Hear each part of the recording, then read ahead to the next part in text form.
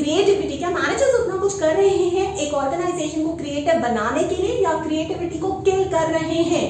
Creative होने के लिए आपको 3 चीजें होना आप में बहुत ज्यादा जरूरी है। और हाँ, जोन को भी क्रिएटिव बनाने के लिए वो 3 चीजें होनी जरूरी है मैनेजर्स के लिए।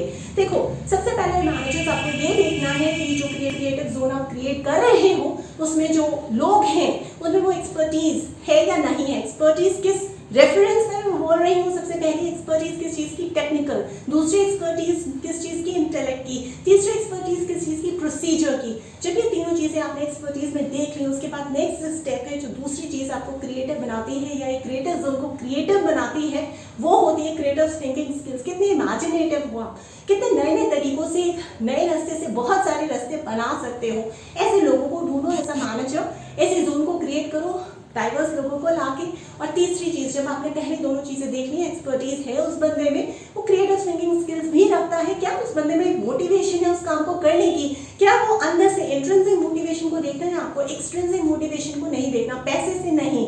अगर उसमें वो पैशन है, इंट्रिंसिक मोटिवेशन है, तो जाहिर सी बात है वो आपके ऑफिस को एक क्रिएटिव जोन में कन्वर्ट कर सकता है बिना आपकी मदद के या बिना आपके किसी प्रयास के। क्रिएटिविटी में बहुत सारे चैलेंजेस भी होते हैं, जैसे हमें कभी कभार ये समझ में नहीं आता है कि अगर हमें क्रिएटिव जोन बनानी है तो क्या बस हमें फिजिकल लेआउट को संज्ञान में रखना है कि हाँ ऐसी एक जोन करा दी है जहाँ पे बैरियर्स नहीं है, दरवाजे नहीं है, ग्लास डोर्स है, हम आपस में एक दूसरे से जाके अच्छी तरीके से बातचीत कर सकते हैं। सिर्फ उतना ही है क्या क्रिएटिविटी? नहीं। बहुत सारे मैनेजर्स ऐसे होते हैं जो जब भी कोई नया आइडिया आता है जो इनोवेशन की तरफ जा सकता है, उसको इतना ज्यादा इवैल्यूएट कर लेते हैं, इतना ज्यादा समय लगा देते हैं। क्यों? क्योंकि उन्हें ये पता है कि अगर वो क्रिटिसिज्म नहीं देंगे तो कहीं और कहीं उनके बॉस उन्हें शाबाशी नहीं देंगे। बहुत सारी कंपनीज में चलन चल रहा है कि जब तक मैनेजर्स एक नया आइडिया में वैल्यूएशन नहीं देते हैं तब तक उनको भी प्रेज नहीं मिलता, उनको अप्रिसिएशन नहीं मिलती, उन्हें रिवॉर्ड रिकॉग्निशन नहीं मिलता है।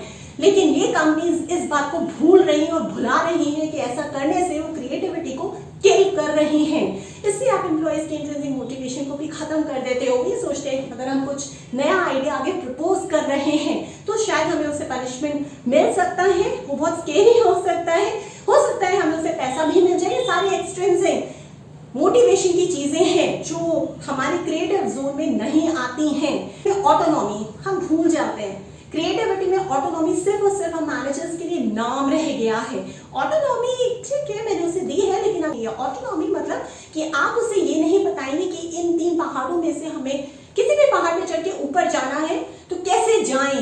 लेकिन जब वो जाने लगे दूसरे पहाड़ को चूज करके आपने उन्हें वहीं रोक दिया। आपने कहा नहीं, इस पहाड़ से मत जाओ, पहले या तीसरे पहाड़ से जाओ। ये ऑटोनॉमी नहीं है। तो आपको उन्हें प्रोसीजर नहीं बताना है, आपको उन्हें वो ऑटोनॉमी देनी है।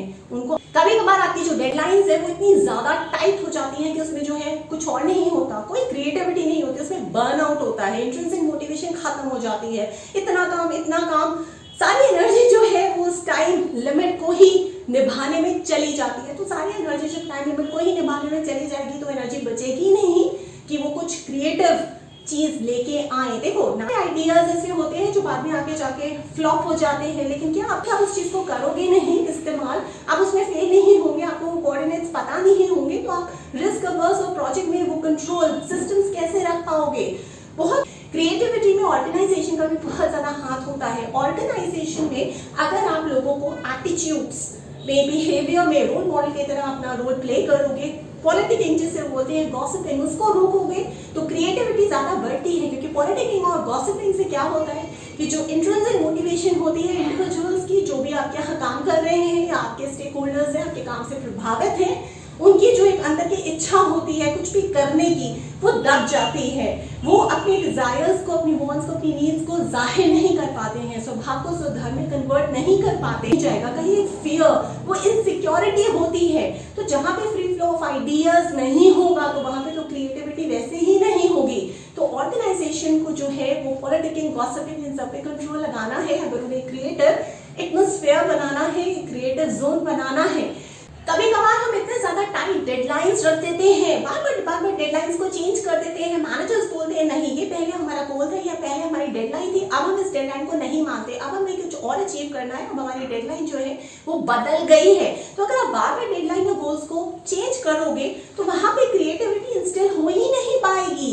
हाँ, कभी कभार आप प्रोजेक्ट्स में, ये मैनेजर्स के लिए है खास, कभी कभार आप प्रोजेक्ट्स में क्या करते हो कि आप रिसोर्सेज को कम एलोकेट कर देते हो, जबकि आपके पास सबको सफिशिएंट फंड्स होते हैं, फंडिंग में आप थोड़ी सी कंजूसी दिखा लेते हो। पता है उससे क्या होता है? उससे कोई क्रिएटिविटी नहीं आती। आप सोचते हो कि सारा का सारा जो एनर्जी है वो कहाँ डिस्ट्रैक्ट हो जाती है रिसोर्सेज के रिप्लेसमेंट में, चीजों को लाने में। और कि कोई भी चीज अगर थ्रेशोल्ड से ज्यादा कर रहे हो या थ्रेशोल्ड से नीचे कर रहे हो तो उसका कोई मतलब नहीं बनता है। वो उतनी स्टैंडर्ड ऑप्टिमम तो होनी चाहिए जितनी रिक्वायर्ड है।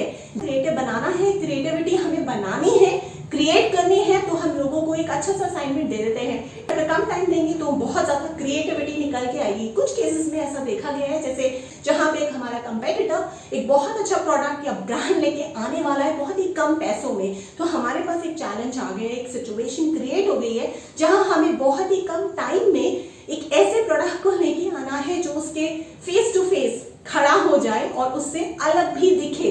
वहां जाहिर सी बात है जो आपकी टीम है वो क्रिएटिविटी को दिखाएगी, वो एक नेचुरल सराउंडिंग्स में चीजें हो रही हैं। लेकिन अगर आप उसे आर्टिफिशियली क्रिएट करोगे, टाइम बहुत ज्यादा कम दोगे, तो वहां जो टीम है बहुत ज्यादा डीमोटिवेट हो जाएंगे। और मैनेजर्स क्या करते हैं, टाइम जब उन्हें सेट करना होता है क्रिएटिविटी को बढ़ाने के लिए, तो वो सोचते हैं कि हाँ ये सबसे ज्यादा एलिजिबल कैंडिडेट है, इस टीम का इसको उठा लेते हैं और ये सबसे ज्यादा अर्जेंट काम है, अर्जेंट असाइनमेंट या अर्जेंट प्रोजेक्ट है जो हमें खत्म करना है। तो सबसे ज्यादा मोस्ट एलिजिबल कैंडिडेट हमारी टीम का जो है वो इस अर्जेंट असाइनमेंट को इस प्रायोरिटी बेसिस पे करेगा।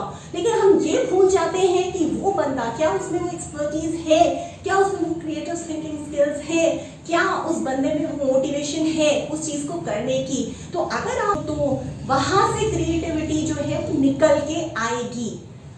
क्रिएटिविटी को इंस्टिल करने के लिए आपको, मैनेजर्स को क्या करना है, आपको एक ऐसी टीम बनानी है जो बहुत ज्यादा डाइवर्स हो, जिसमें अलग क्रिएटिविटी को बढ़ाने के लिए मैनेजर्स को एक डाइवर्स टीम बनानी है। डाइवर्स टीम बनाने के बाद बस आपको भूल नहीं जाना है, उसको इंक्लूसिव भी बनाना है, जहां पे आपको 3 चीजों का संज्ञान रखना है और अपने मेंबर्स से जो टीम में है उनसे करानी है, जो क्रिएटिव टीम है आपकी। एक बार जब आपने डाइवर्स टीम बना दी, उनको सबसे पहले तो ये देखिए सबके सब एक्साइटेड हैं जो आपने उस टीम का गोल सेट किया है उसके प्रति। जब आपने देख लिया कि पूरी की पूरी टीम एक्साइटेड है जो आपने गोल सेट किया है, दूसरी चीज आप देखेंगे कि क्या मेंबर्स हेल्प करने को तैयार है। जब भी ऐसे कोई क्राइसिस आते हैं, एक दूसरे के बिहाफ में भी काम करने को तैयार है, योगदान देने को तैयार है। जब ये भी चीज इंश्योर हो जाएगी, सेकेंड नंबर पे तीसरी चीज जो आपको देखनी है, वो ये देखनी है कि क्या वो सारे मेंबर्स दूसरे की जो एक डाइवर्सिटी है उसको भी रिकॉग्नाइज करते हैं या नहीं करते। ये तीनों चीजें अगर आपने कर ली तो आप एक ऐसी डाइवर्स टीम को क्रिएट कर देंगे जो आपके जोन में क्रिएटिविटी को फैलाती चली जाएंगी। लेकिन आप मैनेजर्स, क्या प्रॉब्लम है आपकी, आप क्या गलतियां कर रहे हैं, वो ये कर रहे हैं आप हेट्रोजेनस की बजाय होमोजेनस टीम्स को बना रहे हैं, जिसमें एक ही जैसे मेंटालिटी के, एक ही कल्चर, एक ही एजुकेशन, सेक्स, रिलीजन, कंट्री के लोग हैं। और ऐसी टीम्स जो है वो डाइवर्स तो है, उनकी थिंकिंग जैसी है, हाँ उसमें क्लैशेस कम होते हैं, आपका काम बहुत कम हो जाता है, शॉर्ट हो जाता है। ये शॉर्ट कन्वेडिंग चीजें होती हैं। अगर आपको क्रिएटिविटी को इंस्टिल करना है तो आपको एक्स्ट्रा एफर्ट्स तो करने ही पड़ेंगे।